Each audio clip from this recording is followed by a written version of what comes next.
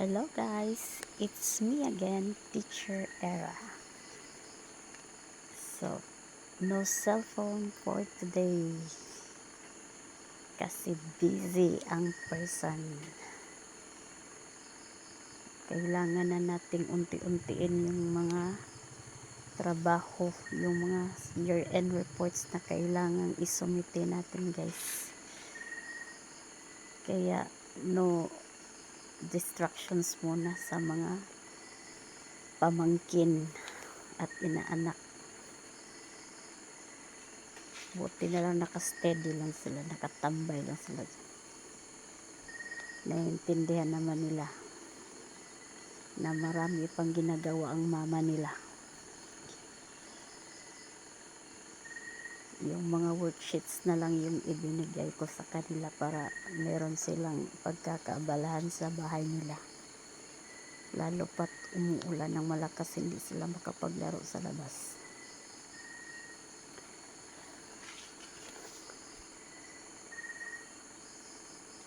Ito kasi yung commitment natin guys.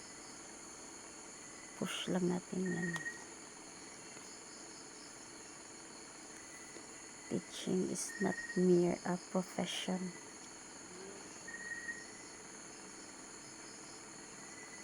It's a big service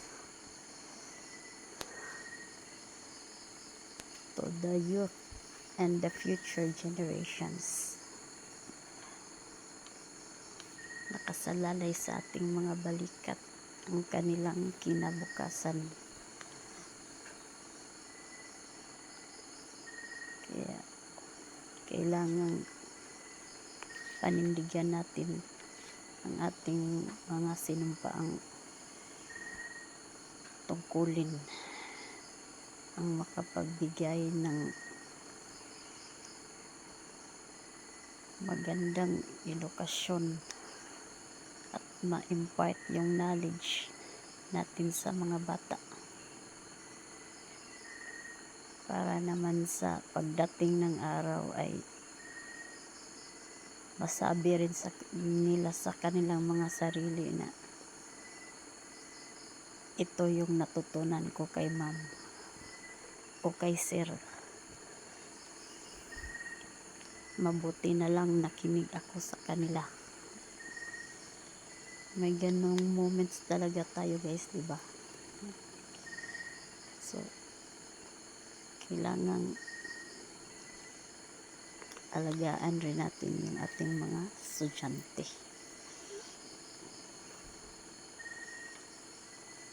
Because we don't know someday, uy, may abogado na tayong mag-aaral. May politicians, may doktor. O, diba? Nakakatuwa isipin. Hindi pa naman ako mabot sa mga ganyang mga estudyante, pero I hope so. Umabot sa ganyan yung mga mag-aaral ko. I will be happy seeing them.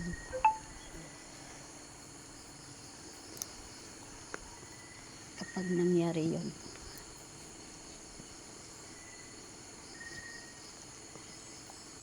Dahil nga committed tayo sa ating trabaho, kaya kahit weekend, gagawin pa natin yung ating mga trabaho sa school. Dinadala na natin sa ating mga bahay. Kaya sa mga teachers dyan, push lang natin yan. Kaya natin yan.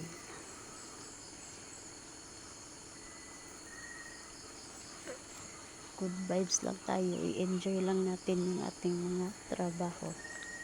Dahil alam naman natin na kahit anong pressures pa yan ang dumating, mga urgent reports, kaya natin yan pag mahal natin ang ating mga trabaho. atin talagang uunahin ito. Kasi ito yung bread and butter natin.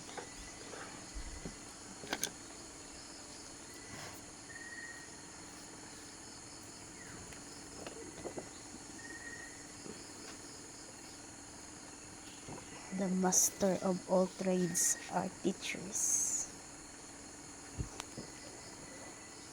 Sa likod ng mga professionals, tayo yung nagpupush sa kanila to reach their goals and dreams. So, iyon palang bayad na tayo kay Lord. We give so much of ourselves and dedication para sa kanila. Dahil minsan tayo rin ay nangarap katulad ng mga batang iyon. We were once like them, hoping, dreaming to become one. So let's give them that hope and continue nurturing them to be a better citizens of our country. That maybe someday they can to help us to make our lives better. Dahil gagraduate pa ang mga yan. Magiging professional din ang mga yan. Kapag dumating yung mga araw na yun, ay tiyak isa ako dun sa mga mag-cheer at magiging masaya sa aking mga estudyante. Let us spread positivity. Thank you for watching, and God bless us all teachers, and congratulations in advance students.